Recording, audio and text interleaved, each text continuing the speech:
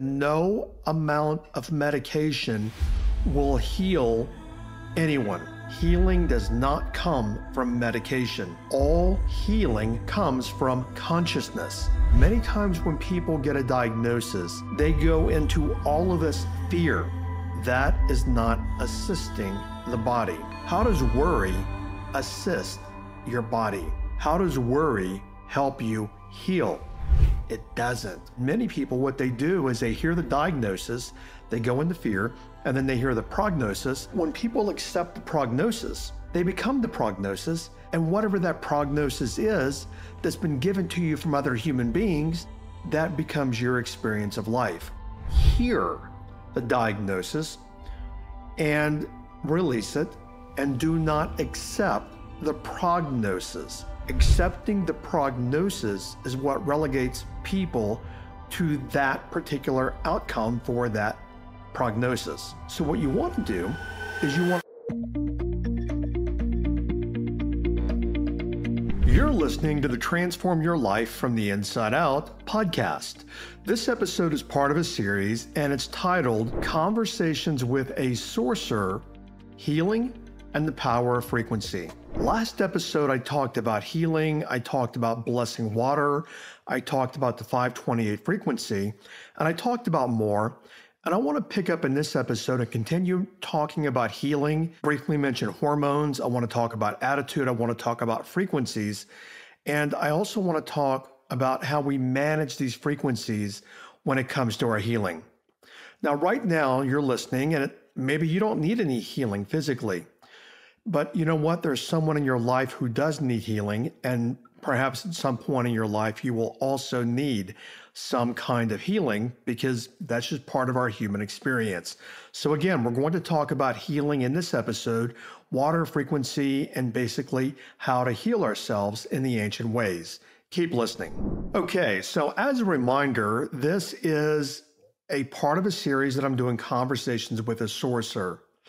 And this conversation is a recapitulation of a conversation that I was part of, I guess, back around 2022 or so, with Don Javier and someone that was working with him for healing, and they were actually in town, and I went over to his house for dinner as they were chatting.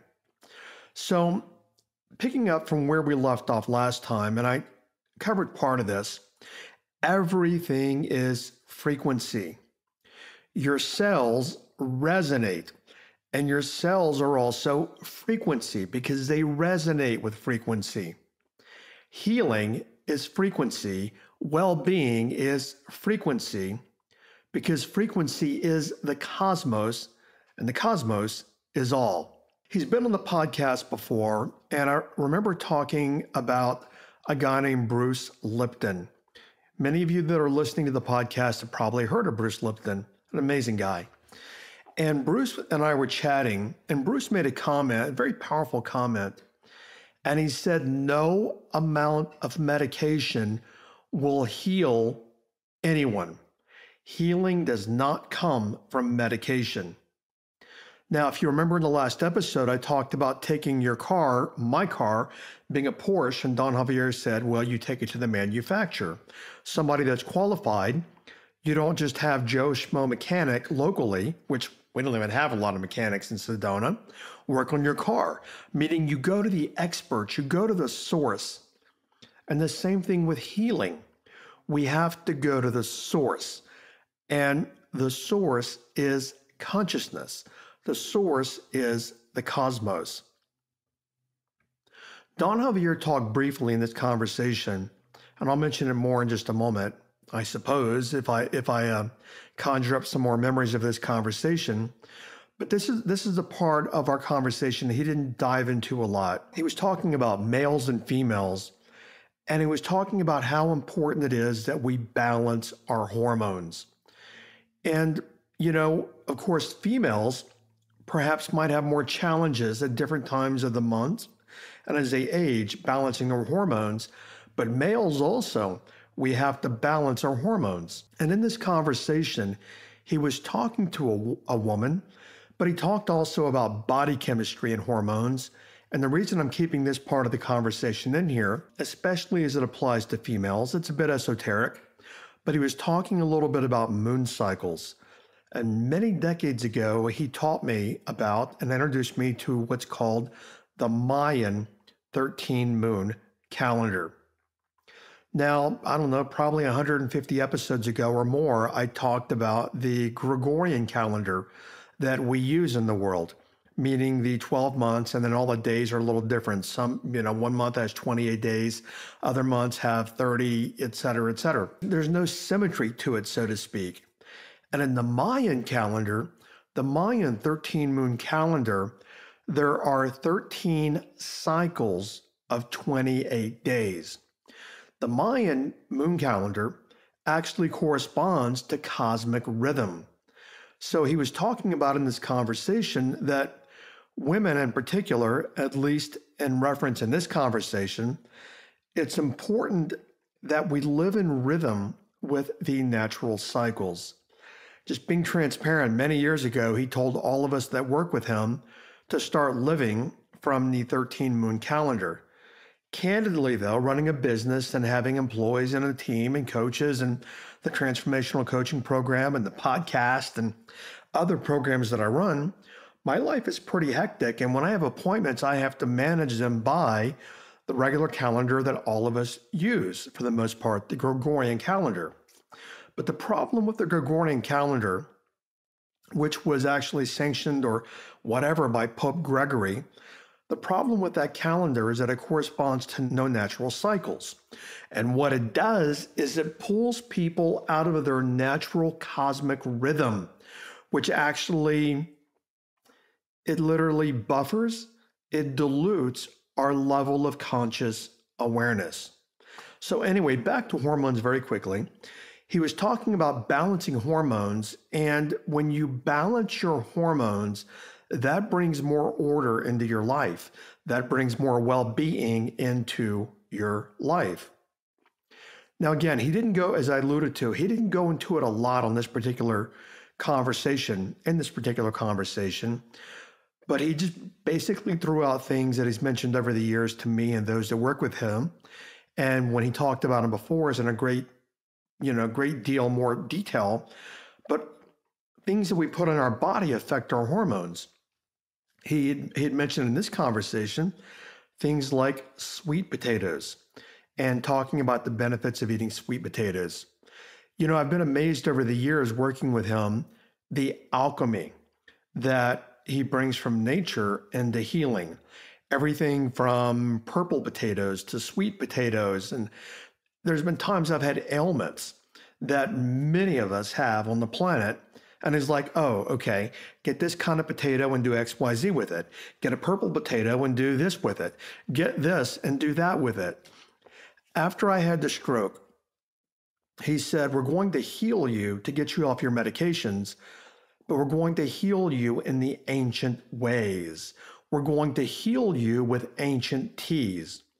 And it took him some time, but he also had to actually, for lack of better words, channel the herbs that I needed. And he gave me a list of herbs and things that I needed. And I had to get these herbs and prepare them in a certain way and then steep them overnight and have one tea in the morning and one tea in the evening. But he's always used himself teas, and he's always talked about the healing properties of teas. A lot of us think that teas, especially in the West, we think that teas are simply just teas. But you know what? Teas actually have the chemical compounds of the herbs in the teas, and the chemical compounds are what heal us. And it's even been proven that a lot of modern day pharmaceuticals, medications, have synthetic properties that you find in the herbs. Ancillary here, he had mentioned also in this conversation with the woman, so if you're female, you may want to do your own research on this. I don't know. I've not done any research, and he didn't talk about it any further. But primrose. So you may look up the herb primrose, Primrose, and see what properties that has and how that may be of service to you as well. Okay, as I mentioned before, many times it's like a maze following him. Because many times in a conversation, and conversations with him have started, and I'm not exaggerating, sometimes at 10 p.m. at night, and they've gone till 8 in the morning. No exaggeration. But generally, he won't start talking to us that are with him until we've all become quiet, at least mentally. Doesn't mean we're sitting in silence, but he waits for the opportunity to talk. And if we're too busy chattering and side talk and everything else, then he doesn't go into the more profound ancient wisdoms. But he skips around a lot. So in this conversation, he also went into emotions. And he talked about healing, of course, this whole conversation, but he talked about people's reactions when they subscribe only to Western medicine, pharmacology, Western, doctors and healing, and then when they get a diagnosis. And I remember him saying many years ago, and this helped me tremendously when I was sick in 2020, because he said many times when people get a diagnosis and it's what they deem to be a negative diagnosis, they go into all of this fear. And he said the problem with that is when we go into fear, fear is energy. Now, what are your cells responding to? And your cells can't heal you and organize and become orderly if you are in negativity, because it's just an opposing energy. And I remember him saying many years ago as a family dinner, and he just said, when people get a diagnosis, many times they go into fear right away, and that's not where we want to go. Where we want to go is, okay, and I can heal this. I will heal this. And I remember saying in the last episode or the one before, or the last couple of episodes, Saint Germain said, when humans understand how the universe works, they will cease to believe in miracles. So I know, back to the conversation I had with Bruce Lipton, is that all healing comes from consciousness. All healing, no matter what an ailment or what ailment you might have, all healing comes from consciousness. And consciousness comes from where I hold my attention, which is why I've said before, it's so vital that you manage your attention, because you are where your attention is. And I remember back when I was in the hospital in 2020 with heart failure, and the doctors literally matter-of-factly said, you're in heart failure, in the ER before they wheeled me up to a room. And the cardiologist all came and all that. I mean, not that day, and I had zero worry. None. And surprisingly, because I don't, to this day, the worst part of heart failure and the stroke was being in the hospital. Toxic, negative energy in a place you're supposed to heal. That was my experience. And I had the hardest time energetically in those places because of the energy, because there's so much fear in hospitals. So when they told me, I was like, okay, because I knew that I would heal, and I knew that I had the ability to heal because I am consciousness. Now, you may want to search back through prior episodes. I had an episode with a gentleman named Bob Cafaro, and I found Bob through his YouTube TED Talk, and Bob had multiple sclerosis. He's very unhealthy. And Bob healed himself, and the doctors wanted to write him prescriptions for disability, telling him he was going to go blind. And for most people, it's a deadly, air quote, disease. Bob healed 100%, and he healed very quickly. And that's what your body can do. But Bob also said, and I'm gonna diverge from that a little bit. Bob said, accept the diagnosis, not the prognosis. And many people, what they do is they hear the diagnosis, they go into fear, and then they hear the prognosis, and that becomes their reality because they accept the prognosis. My divergence from Bob's comment is not to accept the diagnosis, because that's a declaration, but to hear the diagnosis and release it, and do not accept the prognosis. Accepting the prognosis is what relegates people to that particular outcome for that prognosis. So when people accept the prognosis, they become the prognosis, and whatever that prognosis is that's been given to you from other human beings, that becomes your experience of life. So Don Javier was saying, back to, the conversation, when we go into fear, he said very emphatically, that is not assisting the body. Ponder that. That is not assisting the body. How does worry assist your body? How does worry help you heal? It doesn't. So the question is, what frequency is all the fear creating? Back in episode, I believe, number 9, when I was talking about money and how people use the law of attraction, I believe it's number 9, how people use the law of attraction to repel money because we are always attracting because we're creators. But if you remember, I said we go from thoughts to feelings to vibration to frequency. So, what are your thoughts if you subscribe completely to Western medicine and pharmacology? What are your thoughts if doctors say, "Oh, I'm sorry, Mr. Smith, Miss Smith, this isn't looking good. You need to get your affairs in order," and all these kind of things? What are your thoughts? Now, that's, of course, the worst case scenario, but all healing, what are your thoughts? I did a podcast episode, and I believe I titled it, "Are You Smarter Than a Potato?" And last night I was in the kitchen and I cut my little finger. And that whole episode, the one, "Are You Smarter Than a Potato?" is about that same thing. Notice when you have a small cut on your hand, as I mentioned before, you never sit there and go, okay, you're looking at your little finger or your hand, whatever. And you're never screaming at it and worrying, are you going to heal? Are you going to heal? Oh my God. You already know automatically it's going to heal. Now, this is me sharing this with you, but I'm sure I've learned part of this from Don Javier somewhere. So when you cut your finger, and it's a little cut, I didn't need to, it's just a little kitchen cut. I already know it's going to heal. But let's go to the opposite end of the spectrum. How about when people have something they deem to be significant with their health? Notice they throw right out the window, oh, my little finger can heal because that's what the body does. That's what energy does. That's what consciousness does. They throw that right out the window, and now they're concerned about this air quote big thing.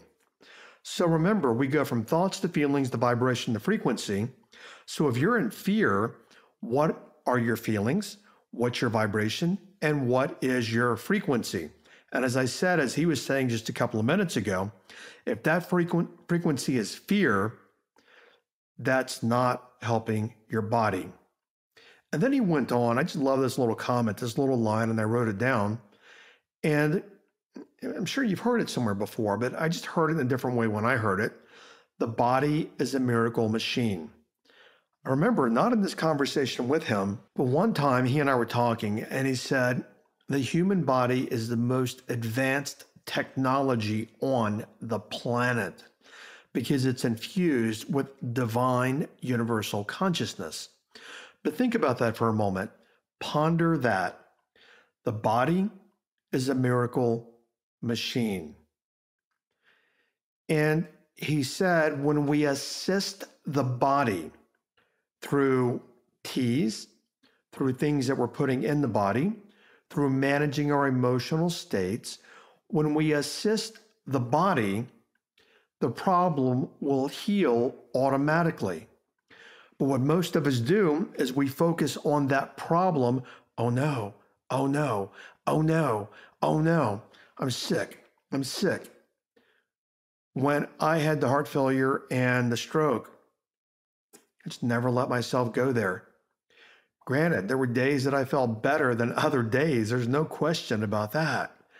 But yet I knew that I was healing and I would return to 100% health and wellness. So in this conversation, the person that he was talking to, she was talking about a female problem, and she was saying something like, she said to herself, "Do I still have it?" She was speaking rhetorically to Don Javier and those at the dinner table.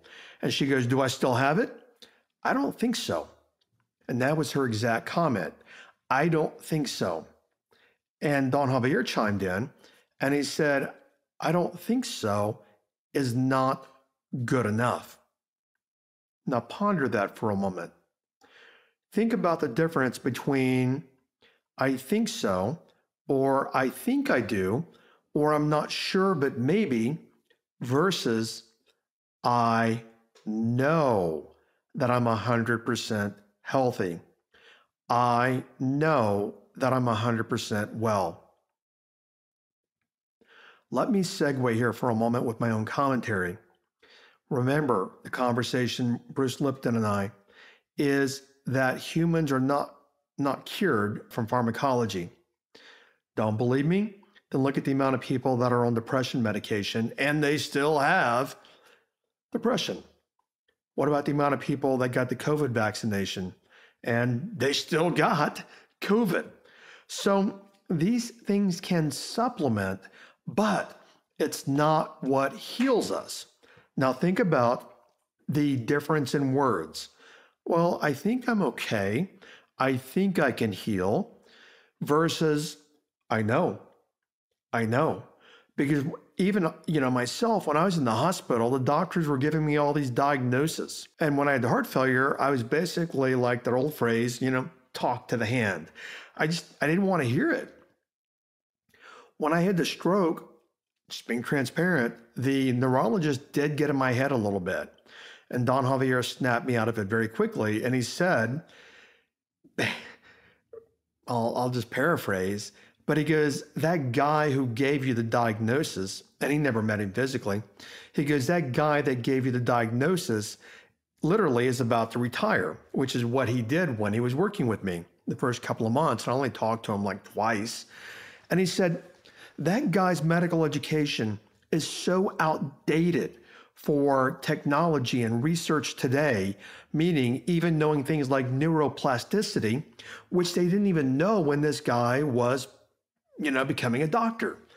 And he said to me, he goes, "You gave your power to that doctor who's completely outdated. Take your power back."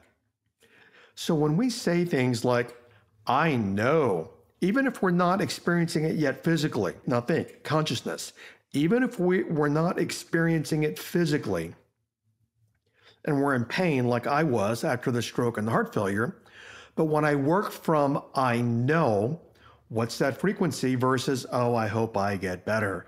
I hope I get well." When we work from "I know," that's a declaration. And then what we declare is what we are in consciousness. And then what we are in consciousness is what we manifest, what we attract, and what we create. So what you want to do is you want to train yourself to talk to yourself in the right way. Here's a phrase that I love, and I think Don Javier said this to me many, many years ago, but we speak our lives into existence. Ponder that one. We speak our lives into existence. Every word that comes out of your mouth is creating. Whether it's creating what you want or creating what you don't think you want, you are still in the active process in creating anytime you speak a word. And I love Khalil Gibran's quote, is that words are simply drippings from the mind. And if you're holding in your mind, it's going to be hard to heal from this. I've got this lifetime problem. I have Crohn's. Notice what people say. I have Crohn's. I have this.